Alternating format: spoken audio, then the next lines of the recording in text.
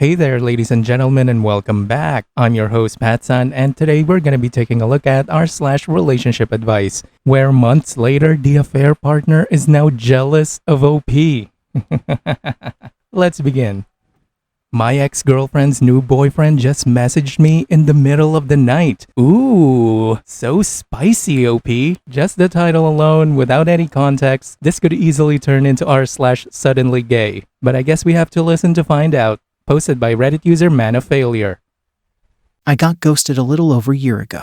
It was ugly. I was a mess. Started journaling on a separate Reddit. After a few months, I stopped journaling and started focusing on an album I was producing as part of my healing process. Morning of Thanksgiving 2022, in the middle of the night, I get a text from an unknown number telling me to stop making posts about my pain and to get over the fact that I was cheated on. Didn't know I was cheated on until right then, and that my ex had chosen him and they were getting married. I laughed at this because this man is like near 30 and is harassing a complete stranger. They've also known each other for months, at best. I guess my question is, why did this happen? I haven't been in contact with her or her family for over a year, and my journal was my place of peace and quiet for venting about my healing and pain. I don't understand what I did to deserve this. If it was such a problem this whole time, why wasn't I contacted sooner by preferably my ex? How did they find my journal? How long had they been reading? I'm so confused. OP, I think you should put in your journal that a grown-ass man, a 30-year-old loser, is cyber-stalking and threatening you. Yeah, I think you should do that for, future reference, just in case that you need it. I would also do a reverse phone lookup to find out the name of this loser exactly, and put his name on my journal for evidence. Again, just in case. OP, honestly, this man sounds a little crazy, if you know what I mean. So I would definitely use some precaution here. OP, you can go two ways on this. You can either ignore all of it, or you can escalate the erection. I mean the tension. Escalate the tension. Whatever it is that you do, OP, I must remind you that escalating things is harmful to any relationship, friendly or not. So OP, whatever you decide, whatever it is that you choose, just remember to use some protection. And now, for today's second story. My girlfriend doesn't want to pay for rent. Posted by Reddit user Always Errol. This might sound stupid because everyone is different, and we are coming from different cultures, but how do I handle this? My girlfriend of 5 years is still in school. She has 2 more years at SF State University. I graduated a year ago and have a job for the last 11 months that pays me around $80K a year. We live in Oakland, California, so $80K is not a lot. My rent is $1,900 with parking and utilities. It will come up to $2,200, and we are planning to move in together in January. So I asked my girlfriend to chip in $500 since she is a student. But she says she won't pay it since she will do laundry, cooking, and cleaning. I didn't ask for it. Now I'm a very clean person and like to keep things tidy myself. That's the reason I live on my own and pay almost half of income for rent to avoid messy roommates. Her arguments are, it's so dumb. I hate men like this who can't take care of their family. How am I going to trust you when I have a baby? You are such a weirdo. You have to be a man. You have a job. What do I do? It's just funny to see her saying all of these things. It doesn't sound like you guys will be compatible in the long term, as your principles and values in life is just far too different, OP. Honestly, I would not let her move in without paying at least part of the rent. $500 is a very reasonable amount. If she's not able to pay even that, she can't live with you, man. I would keep that stance unless you want to be in a relationship where you are going to be the sole financial provider despite your partner having their own career. That's not really how it works, man. To take it a step even further, I don't see this relationship succeeding, period. So I think you should definitely consider the relationship in its entirety. Don't waste any more of your time here. Good luck. And now, for today's final story. 8 months later, and I'm happier than ever. Posted by Reddit user Royal Information 697. I have been in a decade-long relationship with my boyfriend.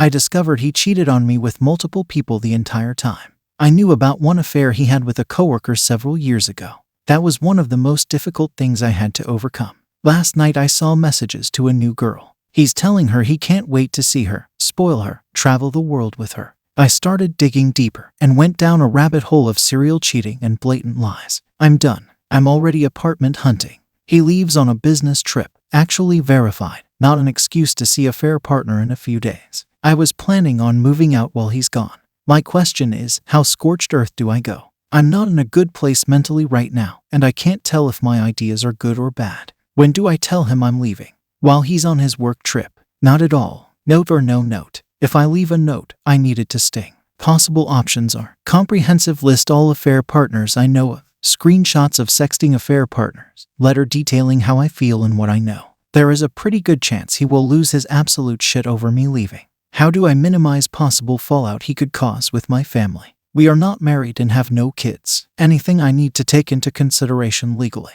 What do I do about furniture? We split 50/50 when it was purchased. How do I recover emotionally and mentally? In some of the messages I saw, he was justifying seeing other people because I'm too vanilla. This is extremely painful for me because all the things he said he wanted to do or did with other people are things I have brought up bringing into the bedroom before. He categorically turned down anything new I tried to introduce and made me feel guilty for even bringing it up. Like I was dirty for wanting it. We literally only have sex in the same 2 positions every fucking time at his insistence. Anything else you can impart at this time would be helpful. I am not telling anyone I'm leaving until he's officially out of town, so I don't have an emotional support system at the moment. Now for the first update. Thank you everyone who gave me advice on my original post. It really helped me feel like I was making a good decision in leaving my partner. I pretended like everything was normal until I dropped off my boyfriend at the airport. Immediately after dropping him off, I went straight to my parents' house and told them everything. They were very supportive and backed me up on every decision I wanted to make. They broke the news to my siblings for me, who also rallied behind me in the most incredible way. Within days of him leaving, I had the keys to my new apartment in a new city, and shortly after my family helped me move in. I continued to pretend that everything was normal, as I did not want him to come home early. I only took things I could claim I paid for 100% per the advice I was given here. I also left him a note on the counter that just had a list of names of all known affair partners. At the bottom of the paper, I asked him to make arrangements to get his toolbox out of my parents' garage. I originally wanted to put the toolbox in a storage unit for 30 days, as that was also some advice I got here. I made the mistake of being honest with the owner, however, and he refused service because he did not want to be involved in a dispute. He also told me that I would be the one on the hook for continued payments if he failed to grab his stuff. So just some advice for anyone in a similar situation. Maybe don't tell them why you need the unit and just be aware if it's your name on the lease, you are responsible for all payments. The day he was due to fly home, I told him his mom needed to be the one to pick him up from the airport. By this time, he could definitely tell something was up and kept asking me what was going on. Around the time I knew he was landing, I sent a text to his current affair partner with a single screenshot of their conversation and the message, "He's all yours, good luck." Probably a little petty, but I couldn't help myself. I never got a reply. When he got home, he exploded just as I predicted he would. He tried to deny everything and even said he's never cheated on me, which is pretty rich considering I knew about his co-worker affair partner a few years ago. I sent him screenshots of all the relevant conversations, and it turned into him begging me to talk to him in person.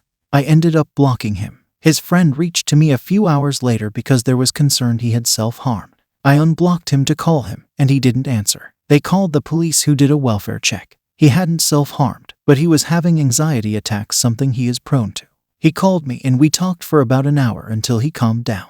He was begging me to come home and was absolutely shocked when I told him I wasn't going to do that, as I've already moved into my own place. He tried to tell me that I'm blowing this completely out of proportion and I shouldn't end this over just words. I told him I couldn't marry someone I don't trust. There was more begging to reconsider, but when I wouldn't budge, he ended the call. Yesterday I got a single "I love you" text which I didn't reply to. I haven't heard anything else. I do have concerns about him self-harming. This is something he has struggled with before. I don't know that I could ever move on if he killed himself over this, even if me leaving was what was best for me. I'm hoping he will seek out help and it won't come to that. Now I'm working on picking up the pieces and rebuilding my life. This has been the most emotionally painful thing I have ever done, and I'm searching for the light at the end of the tunnel. I've been listening to the book Leave a Cheater, Gain a Life, which has brought me some comfort. I think I also could benefit from therapy. If anyone has suggestions on how to find a good therapist, I'd be open to it. This has been an amazing community to get support from.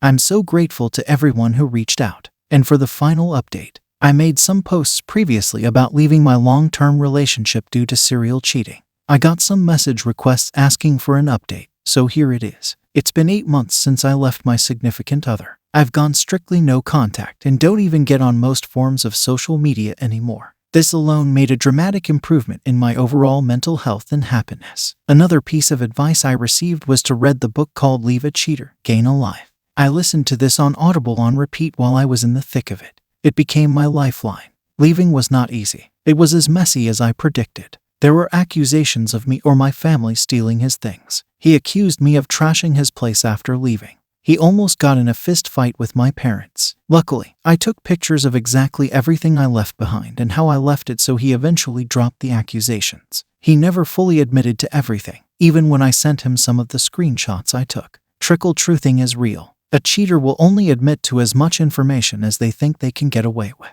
Now that the dust has settled somewhat, I can look back and see how many red flags there were in my relationship, but I chose to ignore them. If you are experiencing any of what I went through, this is your sign it's time to get out. Feeling like you have to walk on eggshells around the other person all the time. Changing yourself to avoid conflict. Extreme emotional outbursts not in proportion to the issue. Double standards, certain behaviors and actions being justified if the other party does it, but not you. Holding old arguments or issues over your head. Not respecting your boundaries. For me, this came in the form of being groped after repeatedly asking him to stop, or being pressured into sex when I already said no. The other person holds you responsible for their emotional well-being. The idea of leaving and being alone was so scary to me, so I stayed much longer than I should have, not including the cheating. I also had thoughts of this is as good as it's going to get for me. It didn't help that quite frequently my ex would have conversations with me about how hard it would be for me to find someone new if I ever left him. I've learned that not only do I enjoy living alone, I'm the happiest I've ever been.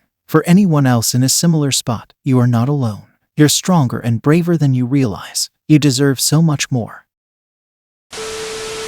Outside of the cheating, which is already in itself a relationship-ending behavior, all of those situations, the red flags, OP, those are early warning signs of an emotionally and quite possibly physically abusive person. I'm glad you got out of there.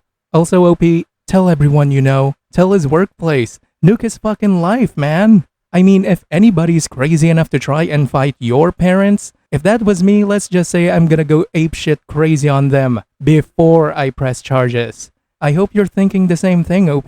Nuke his shit. Go nuclear. Good luck. Viewer support is the best way for me to remain independent and continue bringing you these daily videos, which will always be here on my YouTube channel for you to watch absolutely free. So consider clicking that super thanks just below the video title, or you can use my PayPal in the description box down below. Thanks for listening, everyone. If you even somewhat enjoyed today's story, make sure to give this video a thumbs up, and if you really like it, make sure to subscribe to PattSun to never miss a future upload. Stay strong.